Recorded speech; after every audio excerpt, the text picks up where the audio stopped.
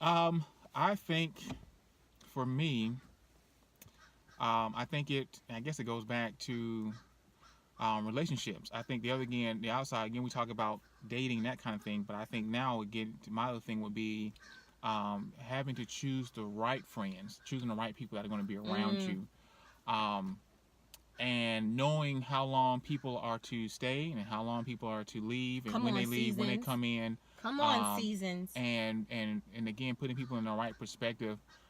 Having people in the nosebleeds who should be down front row and people in the front row who should be back in the nosebleeds, and so I think for me, I think it's just a matter of knowing who's for you, who's against you, how long they're here for, and being able to assess. All right, this person was here for that certain amount of time to help Mm. me to help me overcome that area, or Mm. they either hindered or helped Mm. um, me get to that next level. And being able to know, okay, if they're hindering me, being able to cut people off. I think we have a tendency, like you said a moment ago, with the food and the choices, and then how to knowing when to let go. Sometimes we hold on to people longer than we should. We hold on to people who are hurting us and we shouldn't be, and we push the people away who are helping us um, for the wrong reasons. And so I think just a matter of I think for me it's just a matter of I wish someone would have taught me how to put people in the right place Mm. and seeing people from the right perspective and knowing and knowing from the start how much to invest in people, Woo! and how much and being able to wait if I'm putting more into it, just like you would a marriage or any relationship. Measure. Um, and I'm hungry. Sorry, my stomach's growling. Um, just talking about food. Um, but knowing that if I'm putting more into a thing, being able to assess that and say, I'm putting more into this relationship, whether it be relationship, marriage, dating, friendships, work, Hmm. associates, whatever the case may be. If I'm putting more into it and I'm getting the same return, because I'm the kind of person like if I'm putting into it, I want to get just as much, and and even me, I have to get better at. And those who are putting more into me, I need to be able to match that. Um, but and being able to judge relationships better so that those who are for me and they help me get to where I'm going, I want to surround myself around those type of people, because again, it's that whole thing of millionaires hang around millionaires. Birds of a feather flock together. And I don't want to be around draining batteries. I want to be around people who are going to encourage me, put me into the next step, to the next level, help me get to where I am, so that as I'm moving forward, we're moving forward, and I'm reaching back and helping them as well. So it's not a we didn't forgot about me. But if a person is still on the corner and you give them the opportunity to get out of the corner, off the street corner, and they're cool at the street corner, Right. then I'm done with that. Then I have to move on. And I think that's why we have a lot of people, just people who do dog fights. You can still take a person who's been on the corner doing dog fights in their backyard. You give them $1 million. Now they're still having dog fights in their $1 million yard. It's like, wait a minute, bro. We progress from that. Well, let's start investing money. So I think we have to do.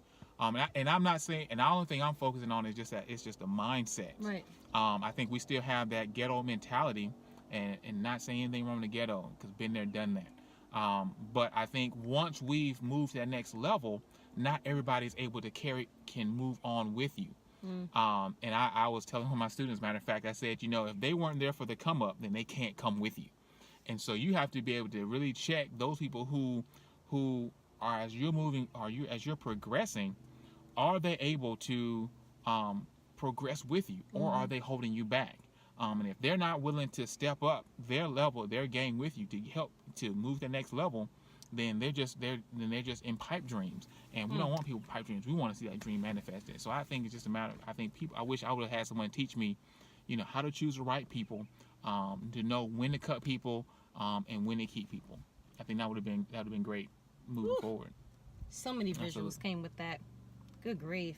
It's amazing to me, just kind of feeding off of that or piggybacking. It's amazing to me that the only thing that we don't measure growth in is relationships. If you had a bank account, savings, check, and choose one, and every time you deposited money, you went back and looked and you were like, how is this negative something? And I'm not using it. And somebody keeps withdrawing it, it would be a problem. Right. You would have some colorful words to say to whomever's branch manager, whomever. It would be a problem if you continue to order something on a website and every time it was delivered to your house, it was a completely different package or wasn't your size. Very rarely would I walk in anybody's closet and see shoes that are, if you're a size 7, that it's a size 4 in there. You're like, this is what they sent to me. So it's amazing to me that we have a lax kind of attitude for matters of the heart, but for anything else, it'll be, you got my order wrong. I said salt, no fries. True. No salt, no fries. I said fries, no salt. Yeah, there you go. I got so upset. Well, you know what? Some people like that salt and Right. fries. I mean, it is what it is. Right. And so I felt like if people had that same intentionality when it's like, no, you said you were going to call me back. You said we were going to be A, B, and C. And I don't do situationships. You ain't going to sit here and confuse me. If you had that same type of no bar kind of play, I think a lot of other relationships would really, really turn for the best. Right. I agree with that. Absolutely. But that was yours. But that was good. I was thinking about so many different things about the carrying thing. I'm like, the book bag that we had that was cute for like kindergarten, we can't have that in college. Right. It's a different kind of weight in college. And you're right. And I, looking back, been out of school now 20 years now. Yeah, so almost 20 years, something like that. And I tell people all the time, you know, the same relationships, the same friendships I had in elementary school, I didn't have in the middle school. In the middle school, I didn't carry over to high school. In high school, I can't think of anybody that I was friends with in high school that I still connect with now outside of Facebook. And that's just Facebook. But there are very few people that I can say I can still touch and shake hands with now being out of high school. And even in college, I can't say there are very few, the few friends I had, associates I had in college, I still don't even have connections with now.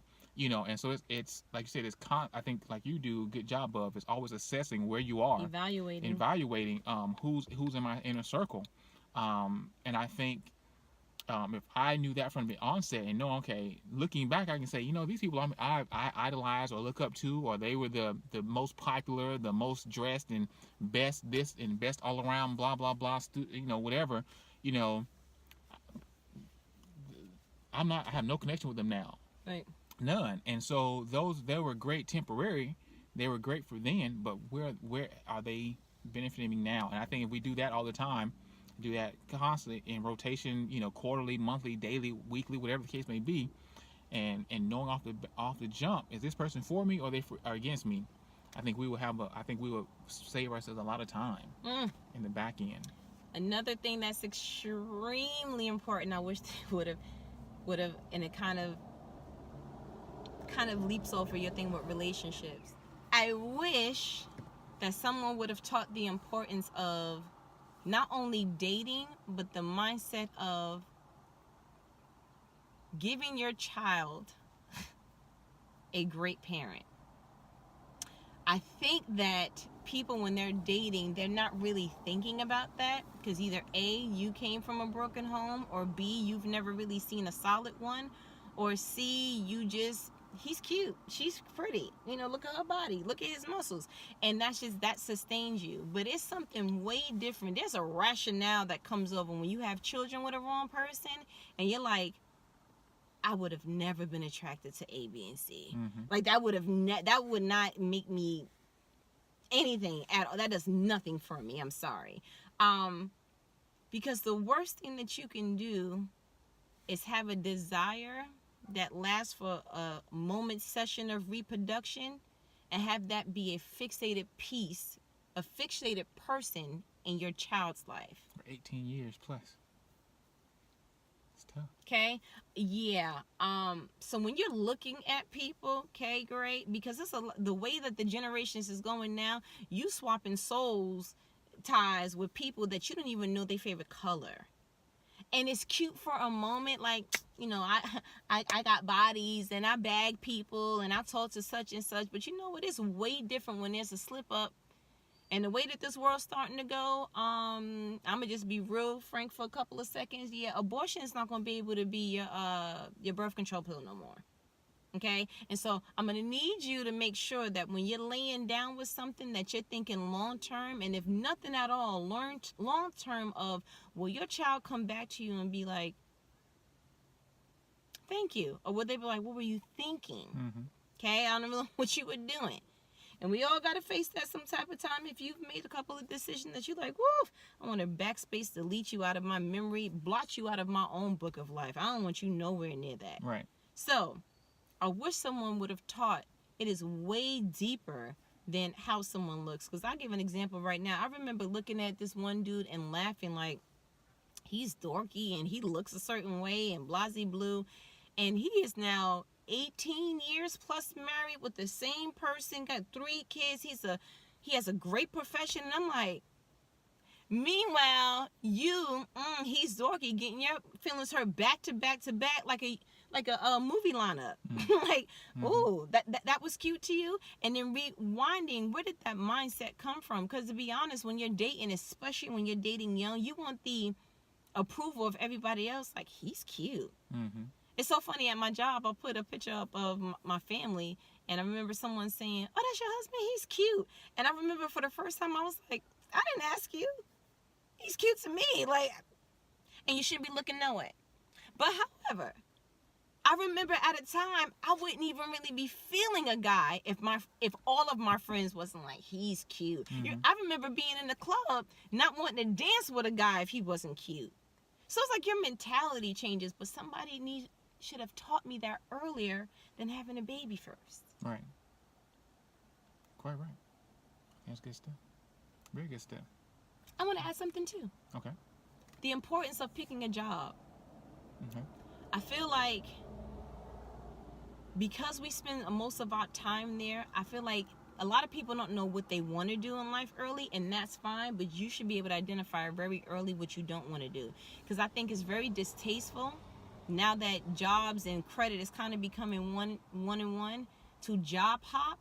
I think that it starts to, and I may be looking deeper into it, but that's how I see it. I think that it starts to allow people, it dilutes the commitment that is, because back in the days, you'll find someone that they're retiring 30 years from their job. Right. You know, now, in these days, nobody's retiring because, it's, you know, we don't like what our boss said, we walk out. You know, we don't really like how much they're paying or whatever. My grandmother freaking retired from a factory making pens. But in that same, whatever that mentality was that made her commit to something and stick to it, and even if it was raining, sleet, snow, or even if somebody said something through her moves, I think that same mentality that was able to stick through a job was the same mentality that made her stick through her marriage, that made her stick through and stay at her house for however many years. It's that stick-to-itness. And I feel like if you are taught at a young age that it's okay to just flop around and just aimlessly get a job, not have a job, and I don't care about this one, and who you talking about, and just not having character, I feel like something as simple as having a job and sticking to it through a year, and before you leave, have a plan, but make sure you have good character here so that when your next employer calls your former employer, you won't be like, ooh, girl, can I put your name down so you can pretend to be my supervisor? Because they're going to call you don't have to worry about that because your character was established and built as you moved on to the next job. Very good. I hear that. And I think with the job for me, it's you want a job that even at a young age, you may not know what you want, but you should have some idea what you're passionate about. I think that's key. And I think even with schools, it's the same thing. Picking what schools you want to go to. I went to college, and did you? I did. Okay. But you know what? I went to college. If I could go back, I wouldn't go to college for what I went to college for. I wouldn't have chosen the major I was in. I went to for music. I would have gone into video editing, or I would have gone into production, or something else besides music. I think I would have done something totally different where I could use the skills that I'm learning now. I could have had my name on the big screen at the end of a movie saying filmed by, or super shot by, or screen script played by, or whoever, by me. And so I think that would have been great. I think too, knowing, again, going back to what I was saying earlier, knowing when to leave a job, when to stay at a job. I think if you are passionate about what you do, you'll love it, and you'll love getting up every day, but not regretting where you're starting out at. If you're starting at McDonald's or Burger King or Wendy's or sweeping floors or whatever the case may be, don't hate where you're starting at, but don't let that be the end result. Right. Now, if you're sweeping floors and your goal is to own a franchise, more Ooh, power I to it. transferred that to I can't you. even. I'm not even knocking that. Do you? Because you have to work at one of those fast food restaurants to have a franchise one day. So I'm not knocking that. If that's your goal, I'm not. I have never been too big to be able to pick up a broom, even at where I'm at. And that's another thing too. Just a little sidebar. Never be too big to ever pick up a mop and broom. Never be too big for that.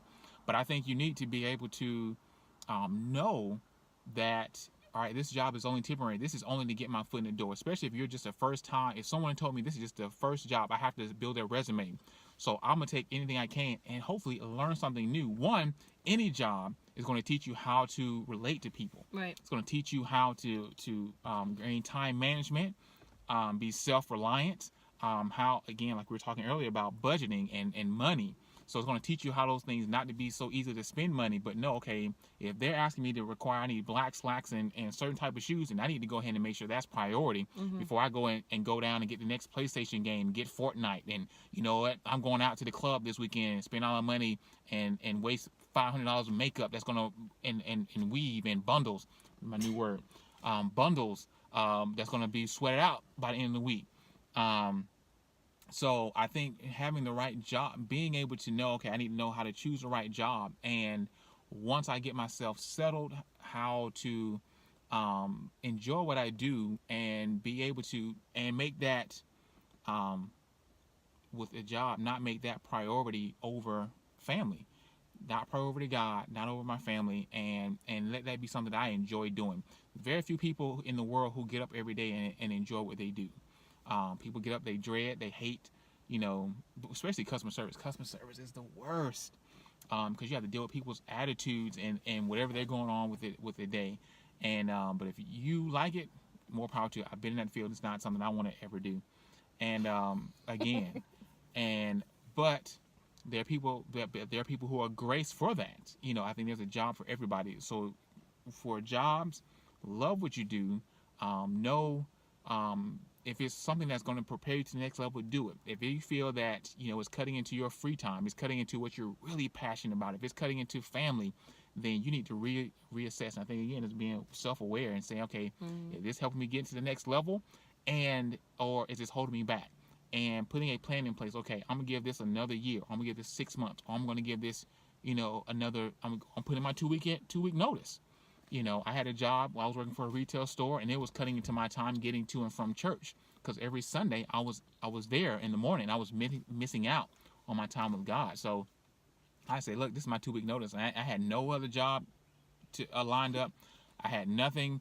We're not saying do that. Right, not saying do that. I did have money set aside, already saved up, so I knew I could be sustained while I was in transition, and so.